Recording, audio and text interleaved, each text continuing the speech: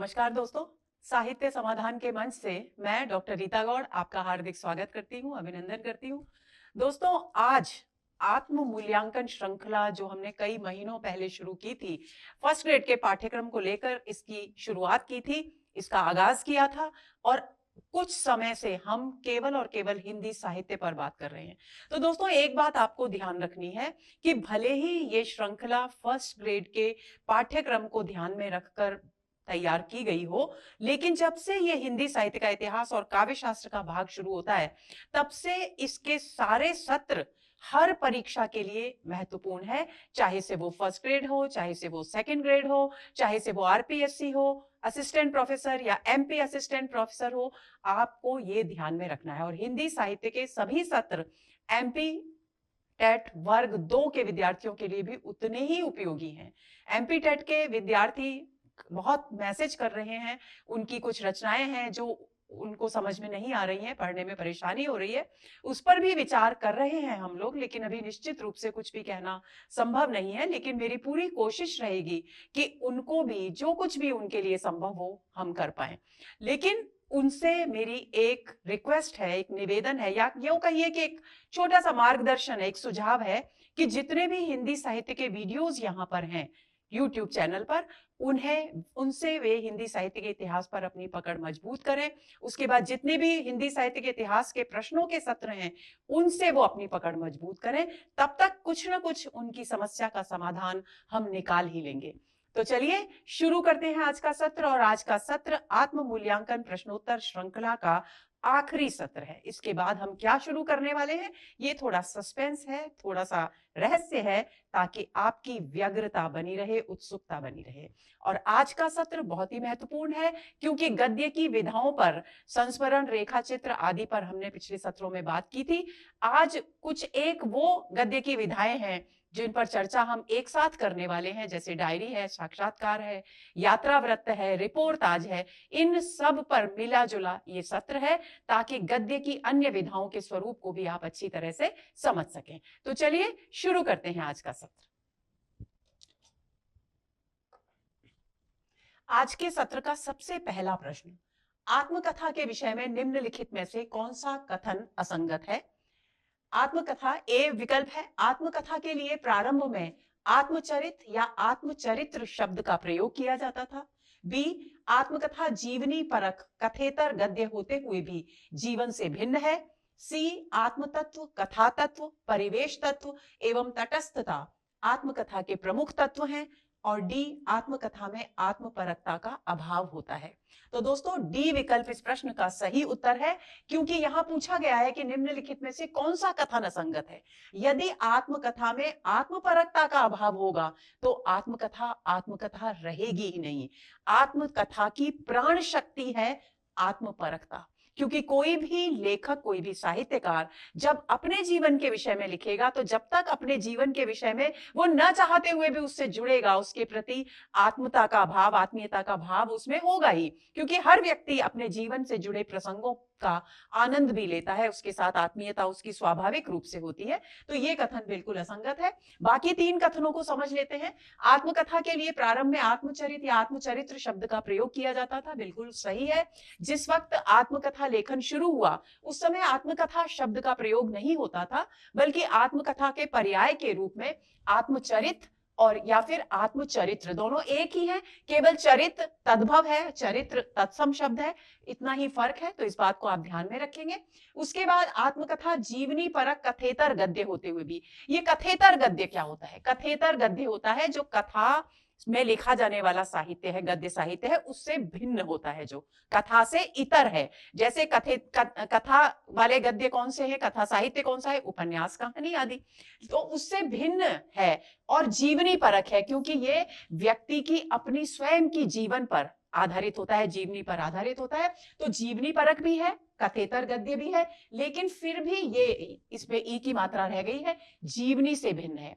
आत्मकथा जीवनी परक गद्य है, जो कि जीवनी होती है।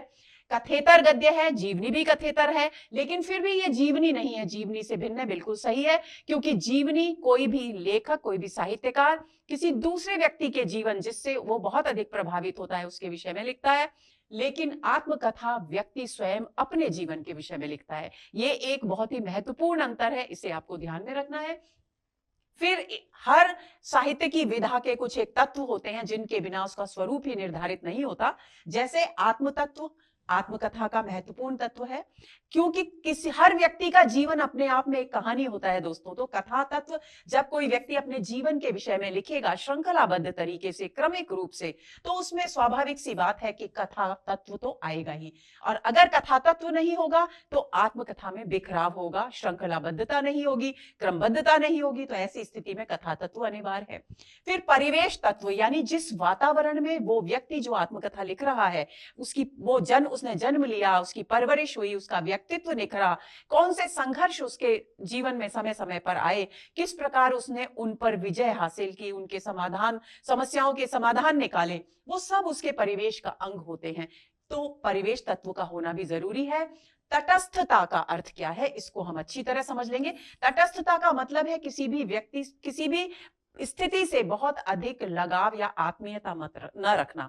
यानी आत्मकथा में आपके मन में ये स्वाभाविक सा प्रश्न उठेगा कि आत्मकथा में जब आप कह रहे हैं कि आत्म तत्व उसकी प्राण शक्ति है, दूसरी तरफ आप तटस्थ होने के लिए कह रहे हैं, तो ये तो परस्पर विरोधी बातें हो गई।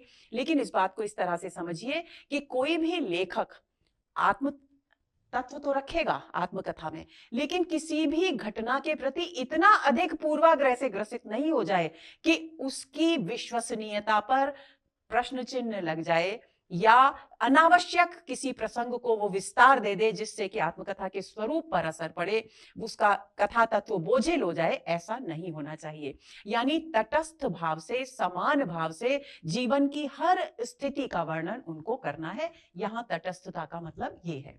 तो ये सब इनके प्रमुख तत्व हैं। तो इस प्रश्न का सही उत्तर हुआ डी, आंसर हुआ डी। अगला प्रश्न, निम्नलिखित में से कौन सी प्राचीनतम आत्मकथा है? पत्रकार की आत्मकथा, अर्धकथा, जीवन की झांकियां, मुझमें देव जीवन का विकास। तो दोस्तों बी विकल्प इस प्रश्न का सही उत्तर है।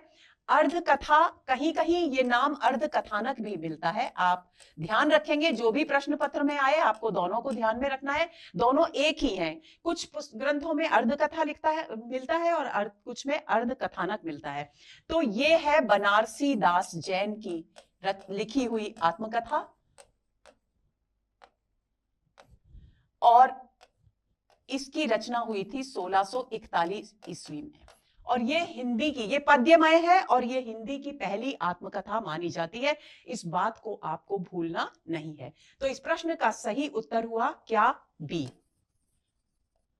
अब दूसरा बिंदु जो इस प्रश्न से निकल कर आ रहा है वो ये कि दोस्तों प्रारंभ में, आधुनिक युग के प्रारंभ में, 1641 तो मध्यकाल हो गया, लेकिन आधुनिक युग का जब प्रारंभ हुआ, जब खड़ी बोली हिंदी का विकास हुआ, उस समय जो प्रारंभिक दौर में आत्मकथाएं लिखी गई, उन आत्मकथाओं में पत्रकारों की महत्वपूर्ण भूमिका रही।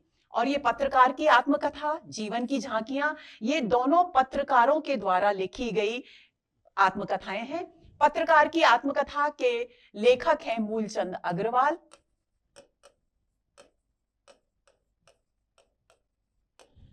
जीवन की झांकियां के लेखक हैं इंद्र विद्या वाचस्पति, और मुझमें देव जीवन का जो विकास है वो है सत्यानंद अग्निहोत्री।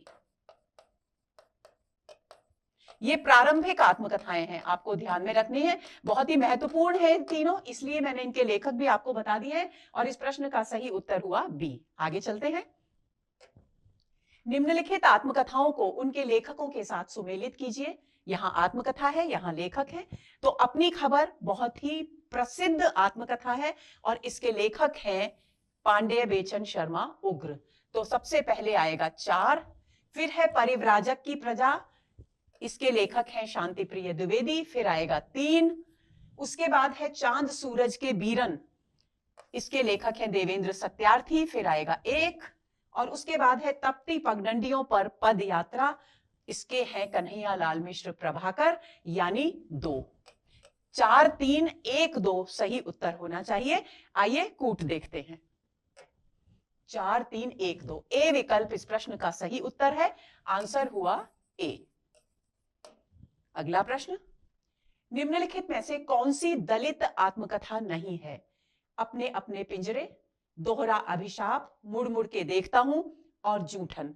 दोस्तों एक बात आपको ध्यान में रखनी है कि 60 वर्षों में जो साहित्य, आधुनिक साहित्य विकसित हुआ, गद्य के क्षेत्र में भी और कविता के क्षेत्र में भी दलित विमर्श, स्त्री विमर्श बहुत ही प्रबल रूप में हमारे सामने आए। दलित साहित्य की अपना एक वर्ग बन गया, स्त्री विमर्श के साहित्य का अपना एक वर्ग बन गया, ये आपको ध्यान में रखना है। और इन दिनों किन्नर विमर्श भी चर्चा में है। तो दलित आत्मकथाओं का एक अलग वर्ग है, उसी पर आधारित प्रश्न है ये। अक्सर परीक्षाओं में ये आत्मकथाओं के नाम और उनके लेखक पूछे जाते हैं। तो दलित आत्मकथा इनमें से कौन सी नहीं है, ये हमें पता लगाना है। तो सी विकल्प इस प्रश्न का सही उत्तर है। मुड़ मुड़ कर देखता हूं, ये दलित आत्मकथा नहीं है, ये आत्मकथा है राजेंद्र यादव की। नई कहानी आंदोलन से जुड़े हुए कथाकार राजेंद्र यादव की आत्मकथा है मुड़ मुड़ के देखता हूं। अपने अपने पिंजरे दलित आत्मकथा है, जिसके लेखक हैं मोहनदास नैमिषराय।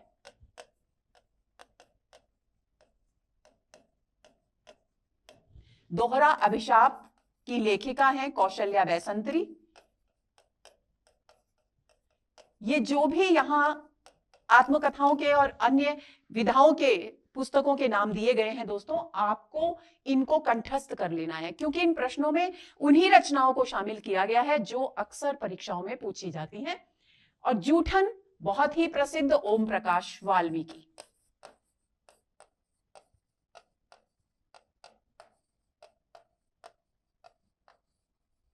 तो इस प्रश्न का सही उत्तर हुआ सी। तो आंसर हुआ हमारा सी। आगे चलें। निम्नलिखित में से कौन सी आत्मकथा महिला लेखिका द्वारा रचित नहीं है? मैंने अभी आपको बताया दोस्तों कि स्त्री विमर्श एक अलग प्रकार का आंदोलन हो गया है। बहुत सारा साहित्य स्त्री विमर्श से संबंधित, कविताएं क्या, कहानियां क्या, उपन्यास क्या, आत्मकथा, जीवनी, सब कुछ लिखा जा रहा है। उसी से संबंधित प्रश्न है कि इनमें से कौन सी आत्मकथा जो महिला लेखिका द्वारा लिखी गई नहीं है? तो पहली आत्मकथा है दस्तक जिंदगी की, दूसरी है कस्तूरी कुंडल बसे, तीसरी है लगता नहीं है दिल मेरा, और डी है जलती हुई नदी। तो दोस्तों डी विकल्प इस प्रश्न का सही उत्तर है। जलती हुई नदी कमलेश्वर की आत्मकथा है, का एक भाग है। कमलेश्वर ने अपनी आत्मकथा 3 भागों में लिखी है दोस्तों, उसमें से एक भाग है जलती हुई नदी के नाम से प्रकाशित हुआ है। तो ये आपको ध्यान में रखना है, यानी डी इस प्रश्न का सही उत्तर है। अब बात आती है, आंसर तो हो गया डी। अब बात आती है कि दस्तक जिंदगी की किसकी है? तो दस्तक जिंदगी की आत्मकथा है प्रतिभा अग्रवाल की। कस्तूरी कुंडल बसे आत्मकथा है मैत्रेयी पुष्पा की। और लगता नहीं है दिल मेरा, ये है कृष्णा अग्निहोत्री की।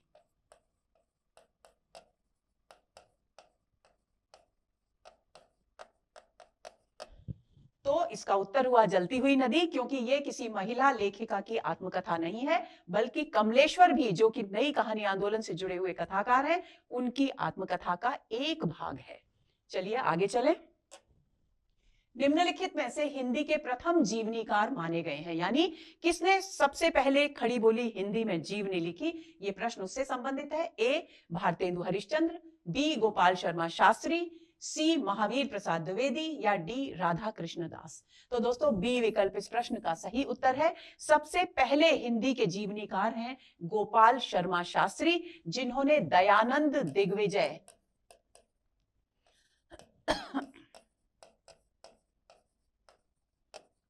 नाम से जीवनी लिखी, स्वामी दयानंद की। तो ये इस प्रश्न का सही उत्तर है। आंसर हुआ बी। अगला प्रश्न, हिंदी की पहली जीवनी मानी जाती है, उसी पिछले प्रश्न से संबंधित प्रश्न है। ए दयानंद दिग्विजय। दयानंद दिग्विजय जीवनी किसकी है? गोपाल शर्मा शास्त्री की, और हिंदी की पहली जीवनी है, और इसका प्रकाशन वर्ष माना गया है 1881 ईस्वी। भारतेंदु बाबू का जीवन चरित्र, ये भारतेंदु के जीवन पर आधारित जीवनी है, और इसके लेखक हैं राधा कृष्ण दास। और इनका पूरा नाम है दोस्तों बाबू राधा कृष्ण दास। महात्मा गांधी ये जीवनी लिखने वाले लेखक हैं रामचंद्र तिवारी। और बाबू राधा कृष्ण दास ये जीवनी बहुत ही महत्वपूर्ण, इसके लेखक कौन हो सकते हैं सोचिए जरा, अंदाज लगाइए। बहुत ही महामहिम व्यक्ति यानी आचार्य रामचंद्र शुक्ल।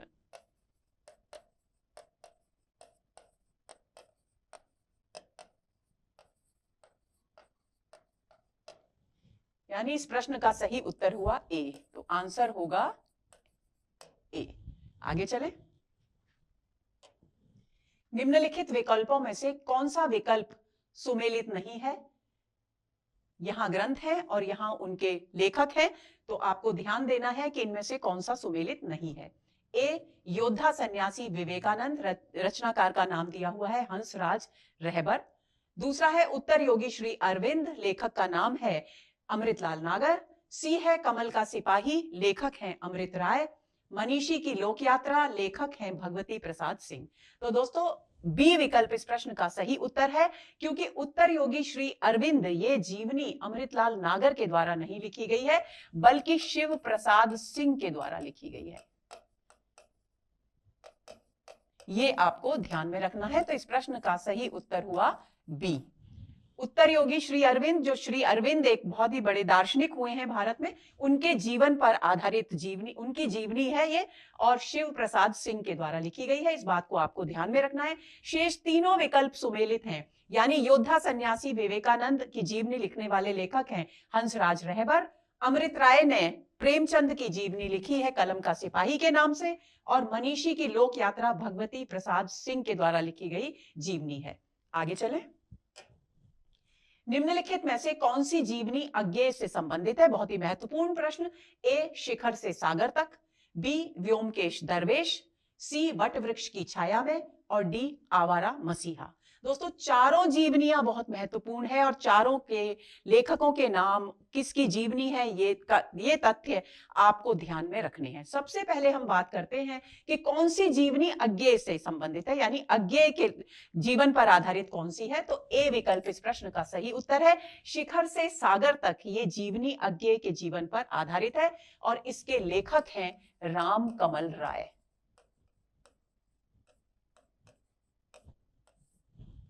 व्योमकेश दरवेश ये विश्वनाथ त्रिपाठी के द्वारा लिखी गई जीवनी है।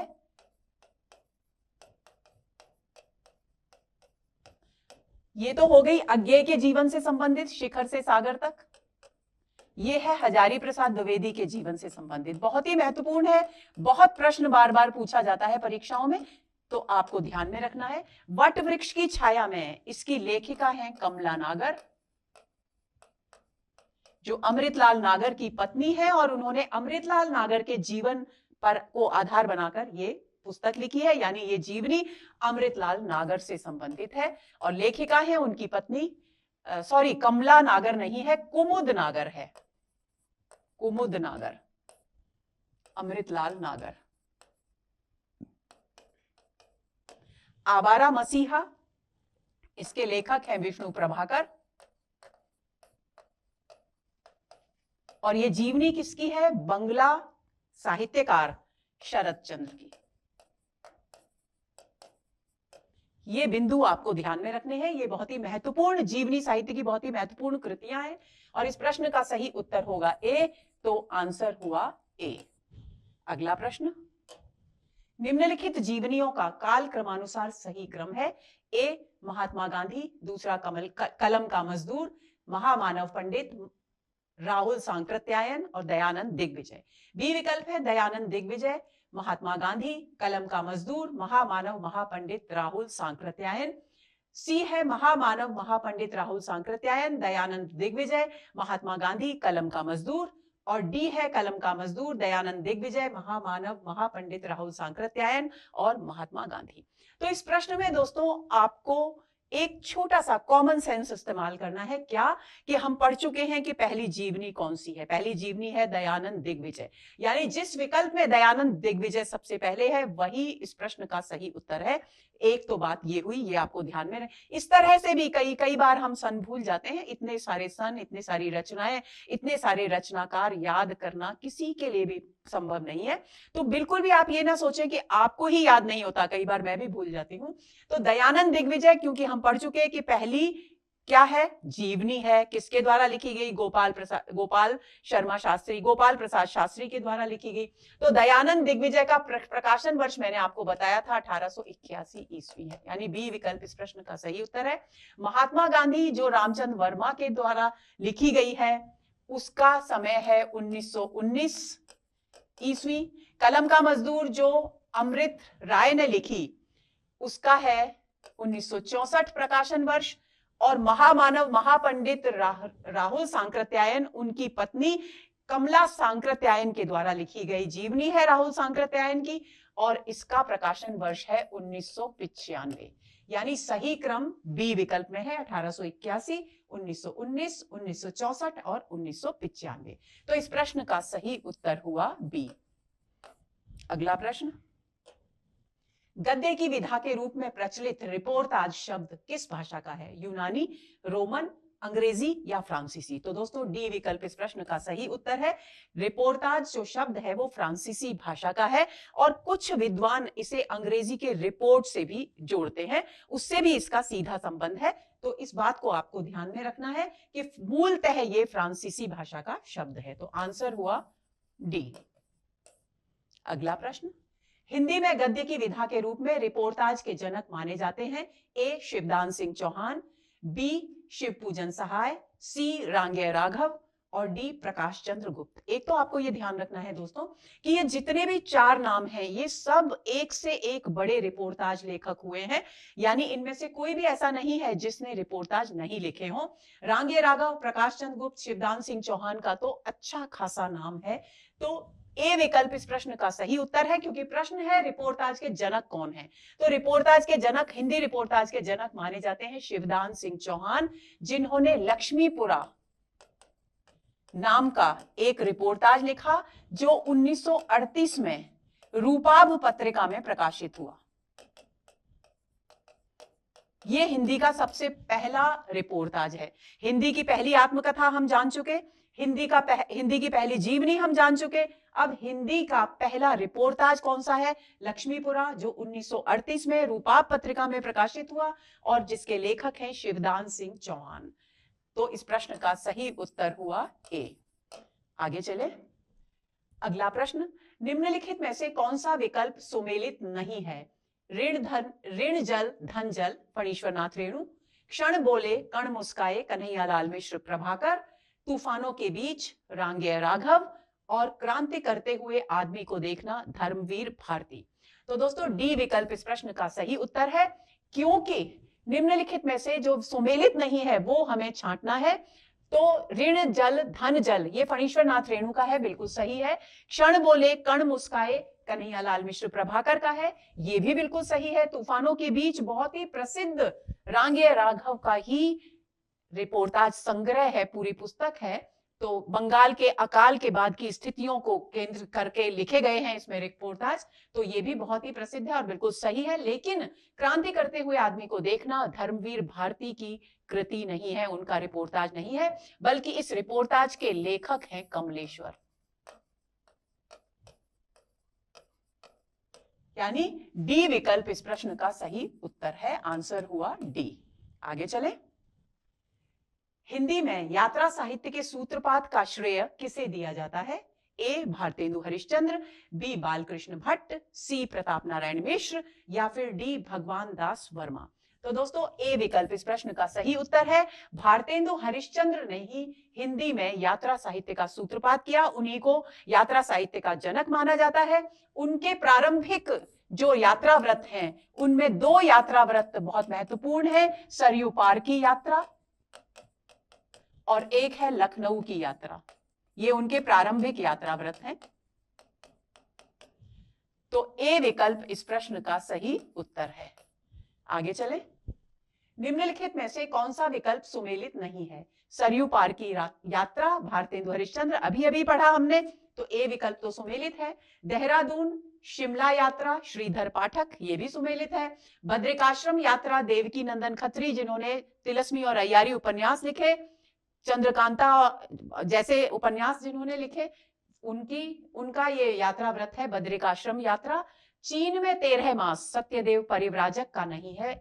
डी विकल्प इसमें सुमेलित नहीं है, बल्कि ये है ठाकुर गदाधर सिंह के द्वारा रचित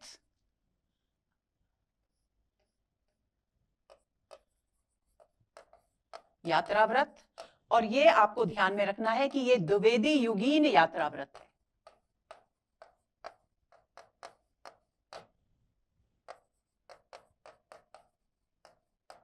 तो इस प्रश्न का सही उत्तर क्या हुआ? डी। आगे चले। निम्नलिखित में से कौन सी कृति राहुल सांकृत्यायन की नहीं है? ए तिब्बत में 1.25 वर्ष, बी मेरी यूरोप यात्रा, सी नई दुनिया के मेरे अद्भुत संस्मरण, और डी किन्नर देश में। तो दोस्तों सी विकल्प इस प्रश्न का सही उत्तर है, क्योंकि ये कृति राहुल सांकृत्यायन की नहीं बल्कि सत्यदेव परिव्राजक की है। सत्यदेव परिव्राजक।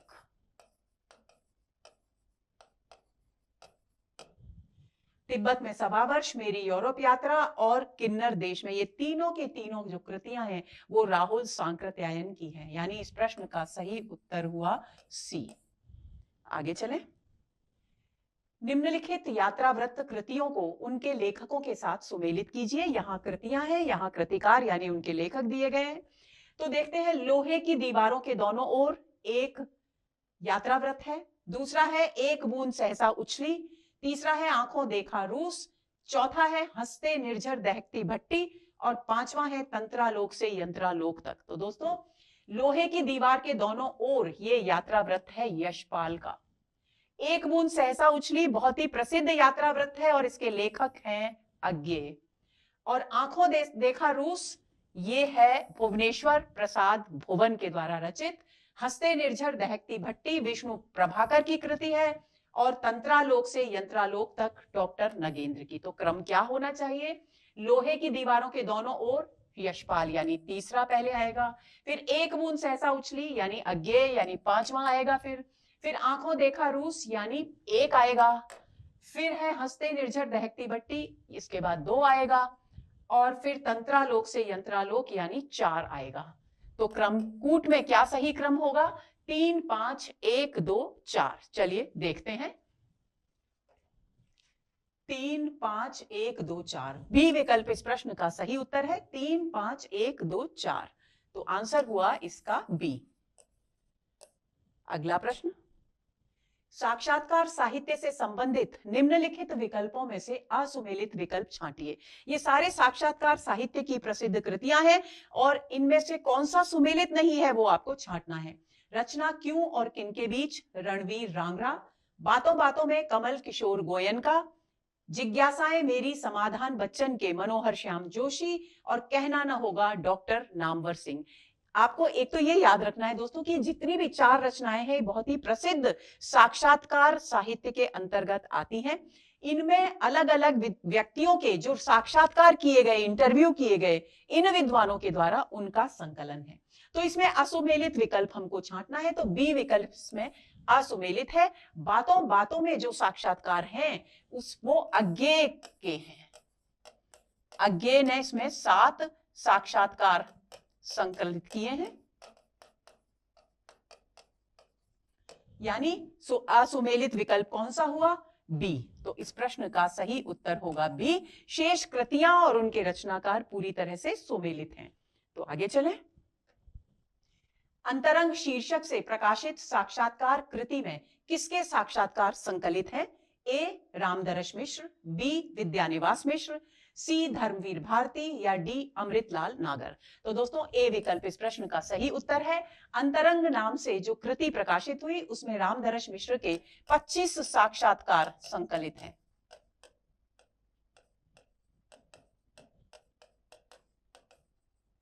यानी इस प्रश्न का सही उत्तर हुआ ए। आगे चलते हैं। डायरी विधा में रचित निम्नलिखित कृतियों को उनके लेखकों के साथ सुमेलित कीजिए। यहाँ कृतियां हैं जो डायरी शैली में लिखी गई और यहाँ पर उनके रचनाकार हैं। अंकित होने दो, दैनिकी, सैलानी की डायरी, देश देशांतर और मेरी कॉलेज डायरी। बहुत ही प्रसिद्ध डायरी की कृतियां हैं ये। इन सभी के नाम और उनके लेखक आप कंठस्थ करेंगे। अंकित होने दो, ये डायरी है अजीत कुमार की। दैनिकी, ये डायरी है सियाराम शरण गुप्त की, जो मैथिली शरण गुप्त के छोटे भाई थे।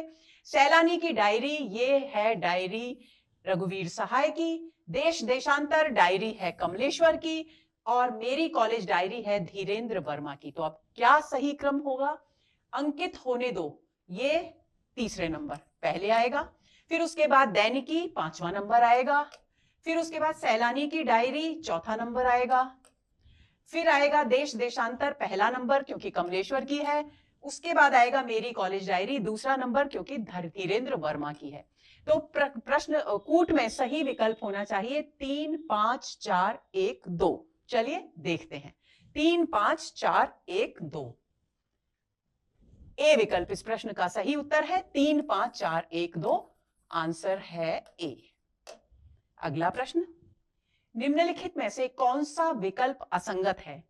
अपनी खबर पांडेय बेचन शर्मा उग्र, मेरी जीवन धारा यशपाल, टुकड़े टुकड़े दास्तान अमृतलाल नागर, मुक्तिबोध की आत्मकथा नंद किशोर नवल।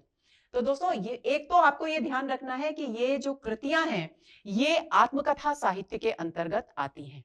तो अपनी खबर पांडेय बेचन शर्मा उग्र की ही आत्मकथा है, बिल्कुल सही है। मेरी जीवन धारा यशपाल के द्वारा लिखी गई है, ये भी सही है। टुकड़े टुकड़े दास्तान भी अमृतलाल नागर की आत्मकथा है, ये भी सही है। लेकिन मुक्तिबोध की आत्मकथा, पहली बात तो आत्मकथा नहीं है, नाम आत्मकथा शीर्षक भले ही हो, लेकिन ये जीवनी है जो विष्णु चंद्र शर्मा के द्वारा लिखी गई है। विष्णु चंद्र शर्मा, उनके द्वारा लिखी गई है ये कृति। तो असंगत कथन हुआ डी, तो इस प्रश्न का सही उत्तर होगा डी। अगले प्रश्न पर आते हैं। निम्नलिखित में से कौन सा विकल्प असत्य है? शिखर से सागर तक रामकमल राय, अग्नि सेतु विष्णुचंद्र शर्मा, अकाल पुरुष गांधी जैनेन्द्र और महाप्राण निराला दूधनाथ सिंह। तो दोस्तों डी विकल्प इस प्रश्न का सही उत्तर है क्योंकि यही असत्य गलत कथन है। शिखर से सागर तक हम पढ़ चुके हैं। शिखर से सागर तक जो कृति है वो रामकमल राय ने अज्ञेय के जीवन पर लिखी है। दूसरी बात, अग्नि सेतु जो रचना है वो नागार्जुन के जीवन पर आधारित है। कवि नागार्जुन आप सभी जानते हैं, उनके जीवन पर आधारित है और उसके रचनाकार है विष्णुचंद्र शर्मा, जिन्होंने मुक्तिबोध की आत्मकथा के नाम से उनकी जीवनी भी लिखी। अकाल पुरुष गांधी जैनेन्द्र की ही द्वारा रचित है, लेकिन महाप्राण निराला के लेखक दूधनाथ सिंह नहीं है बल्कि गंगा प्रसाद पांडे हैं।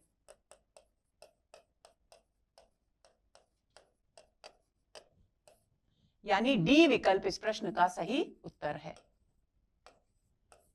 अगला प्रश्न, निम्नलिखित में से कौन सा रांगे राघव का रिपोर्टाज है? बंगाल का अकाल, तूफानों के बीच, ऋण जल धन जल, नेपाली क्रांति कथा। तो दोस्तों बंगाल का अकाल जो रिपोर्टाज है वो प्रकाश चंद्र गुप्त का है।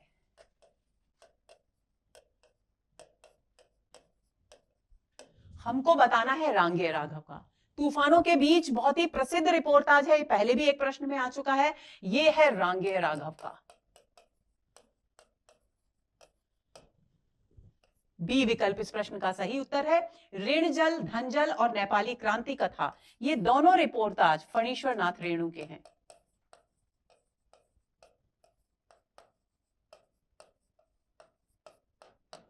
तो इस प्रश्न का सही उत्तर हुआ बी, तो आंसर होगा हमारा बी। तो दोस्तों ये हुआ हमारा आज का सत्र। उम्मीद करती हूं कि गद्य की विधाओं पर, अन्य विधाओं से संबंधित ये सत्र आपके लिए बहुत बहुत बहुत उपयोगी होगा। बहुत सारे आपके जो अवधारणाएं हैं इससे संबंधित वो आपकी स्पष्ट हो गई होंगी। आप समझ गए होंगे कि किस प्रकार रिपोर्टाज का स्वरूप क्या होता है, आत्मकथा क्या होती है और जीवनी क्या होती है, किस तरह से कौन कौन सी प्रमुख कृतियां हैं साहित्य की इन विधाओं से संबंधित और किस प्रकार साक्षात्कार और डायरी लेखन महत्वपूर्ण है।